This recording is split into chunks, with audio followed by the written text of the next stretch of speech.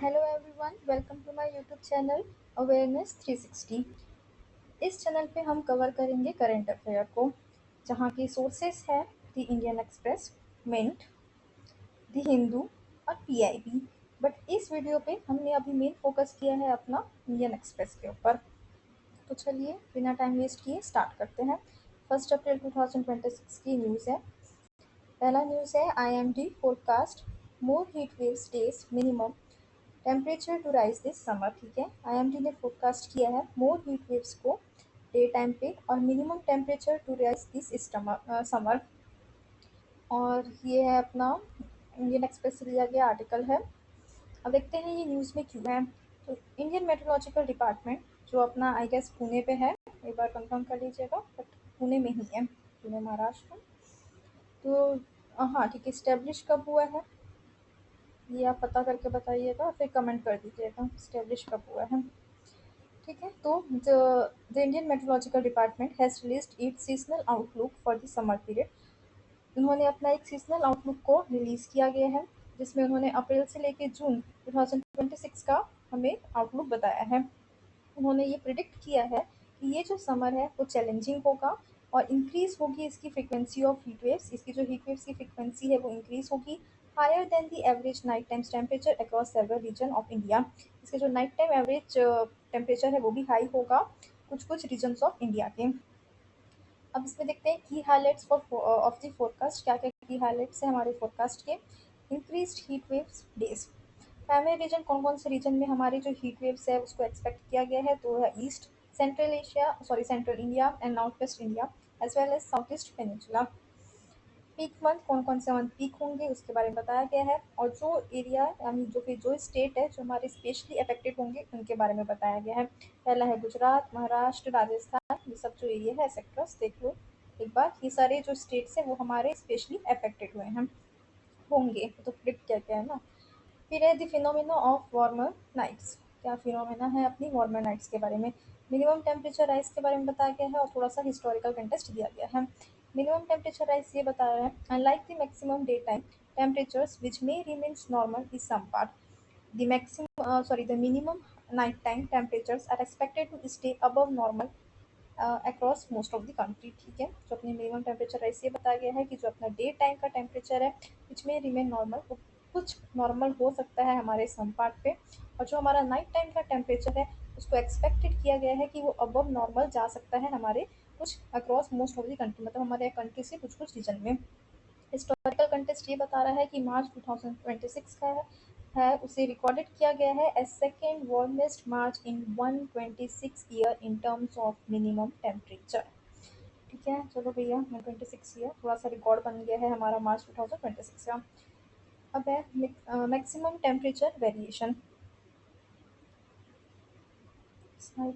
हाँ ठीक है, normal to below normal, many part of the countries, country के बहुत सारे पार्ट में might see normal day time, ऐसा हो सकता है कि वो नॉर्मल डे टाइम को देखे टेम्परेचर में, due to expected cloud cover and rainfall, क्योंकि क्लाउड कवर और रेनफॉल के कारण ऐसा हो रहा है, मतलब कि क्लाउड कवर और रेनफॉल के कारण ऐसा क्या बोल सकते हैं, ऐसा हो सकता है कि कंट्रीज के मैनी पार्ट में, बहुत सारे पार्ट में नॉर्मल डे टाइम टेम्परेचर को देखा जाए। अब है अबव नॉर्मल एक्सपेक्टेशन के बारे में बताया गया है कि कौन कौन से रीजन में अबव नॉर्मल एक्सपेक्टेशन को एक्सपीरियंस किया जा सकता है। अब है रोल ऑफ वेस्टर्न डिस्टर्बेंस, क्या रोल है हमारे वेस्टर्न डिस्टर्बेंस का। इन अप्रैल में western disturbance are expected to continue affecting countries. Western disturbance जो है वो अपनी कंट्रीज को कंटिन्यू इफेक्ट करेगी, ब्रिंगिंग अंडरस्टॉर्म, ठीक है भैया आने वाला है तूफान, and above average rainfall. This activity is likely to keep daytime temperatures in check during the early part of the summer. अब इम्पैक्ट एंड एनालिसिस, क्या इम्पैक्ट होगा, ऑब्वियसली जहाँ टेम्परेचर से कुछ ना कुछ फ्लक्चुएशन होगा, टेम्परेचर बढ़े टेम्परेचर घटे कुछ भी इसका फ्लक्चुएशन होगा तो अपने एग्रीकल्चर में चेंजेस दिखना जाहिर सी बात है, और वो जो चेंजेस होंगे वो ऑब्वियसली नेगेटिवली इम्पैक्ट करेंगे अपनी प्रॉफिट को। पब्लिक हेल्थ है, ठीक है, अगर हमारे मौसम विभाग में कुछ भी गड़बड़ी हो रही है तो पब्लिक हेल्थ पे भी आ सकता है, हीट रिलेटेड इलनेस दिख सकती है। ये है प्रैक्टिस क्वेश्चंस है, थोड़ा सा क्वेश्चंस देख लेते हैं और आप लोग कोशिश कीजिएगा इसे सॉल्व करने का। अपन नेक्स्ट में बढ़ जाते हैं। Sanctions Russian tankers crude oil lifeline to blackout with Cuba. हालांकि ये इतना इंपॉर्टेंट नहीं है, इसे आप आप ऑप्शनल रख सकते हैं। पढ़ना होगा तो पढ़ लीजिएगा, नहीं पढ़ना होगा तो मत पढ़िएगा। मुझे खास इतना लगा नहीं है, भी नहीं भी है, एक बार देखने में क्या जाता है देख लीजिएगा। वाई इन न्यूज़ इंपॉर्टेंट है, देख लेना। और इसमें वाई इन न्यूज़ इसलिए इम्पोर्टेंट है कि जो रशियन फ्लैग ऑयल टैंकर्स है ये इसलिए इम्पोर्टेंट है, this is significant because it is the first major oil shipment to reach islands in 3 months, providing a life line during Cuba worst energy crisis in decades. इसी कारण ये news में है। About के बारे में दिया गया है, देख सकते हैं। की फीचर्स के बारे में देखना है हमें तो देख सकते हैं। क्यूबा एनर्जी क्राइसिस, जो क्यूबा है वो सिर्फ और सिर्फ 40% प्रोड्यूस करता है, बाकी वो इम्पोर्ट पे डिपेंड रहता है। यूएस ब्लॉकेट के बारे में आप देख सकते हैं। जियो पॉलिटिकल सिग्निफिकेंस के बारे में भी बताया गया है। और कुछ कुछ इंपॉर्टेंट क्वेश्चंस हैं जो अपने क्या बोल सकते हैं आपको रिटन फॉर्म में भी है और अपना ऑप्शनल में भी दिया गया है, मतलब कि डिस्क्रिप्टिव और सब्जेक्टिव दोनों फॉर्म्स के हमारे क्वेश्चन अवेलेबल हैं। नेक्स्ट में मूव करते हैं तो नेक्स्ट बोल रहा है अ task still lies ahead in farmer red corridors के बारे में बताया गया है। ये न्यूज़ में क्यों है? 6 decades in reaching decisive ends, ठीक है। होम मिनिस्टर हमारे अमित शाह ने रिसेंटली ये कहा गया है कि red corridor the region affected by LWE has now dwelling to district. इसी कारण ये न्यूज़ पे है। की हाइलाइट्स दिया गया है the decline of red corridor के बारे में, कुछ कुछ डिक्लाइन इसके की हाइलाइट्स दिए गए हैं।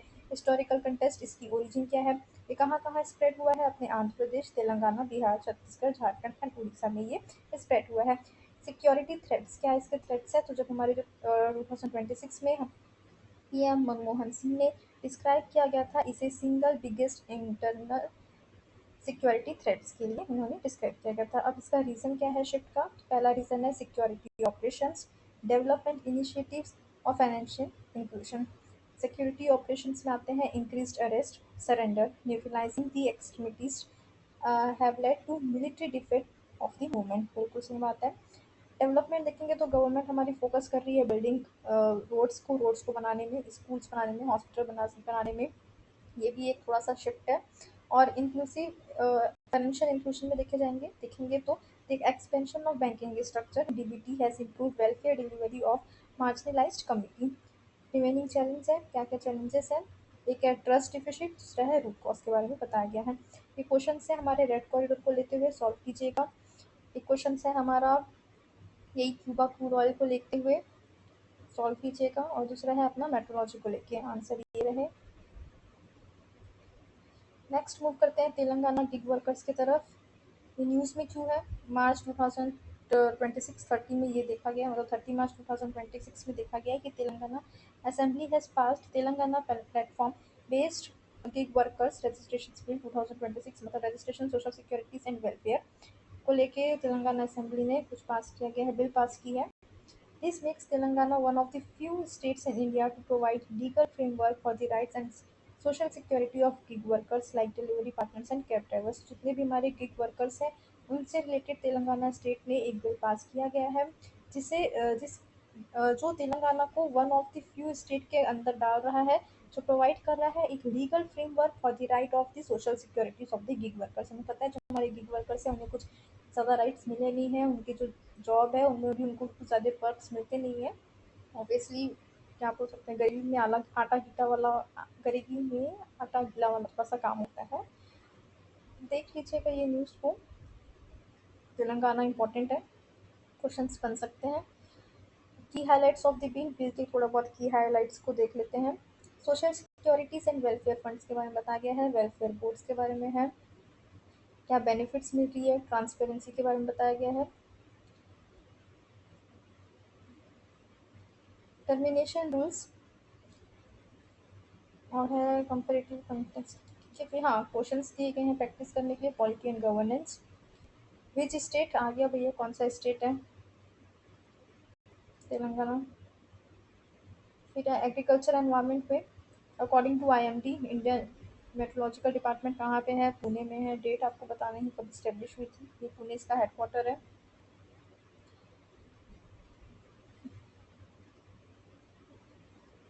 रेड कॉरिडोर के बारे में बताया गया है, क्वेश्चन दी गई है। और ये अपने आंसर्स हैं। तो आज के लिए इतना ही। अगर कुछ समझ में आया होगा तो please like share and subscribe कीजिएगा चैनल को। हालांकि बहुत हड़बड़ी में इसे कवर करने की कोशिश की गई है। नेक्स्ट वीडियो जब बनेगा तो पूरी कोशिश की जाएगी कि बहुत अच्छे से डिटेल्ड एक्सप्लेनेशन दिया जाए। स्टे ट्यून्ड, थोड़ा सा पेशेंस रखिए, समय दीजिए मुझे भी, और फिर हम आगे बढ़ते हैं हमारे नेक्स्ट वीडियो के लिए। Thank you, keep watching.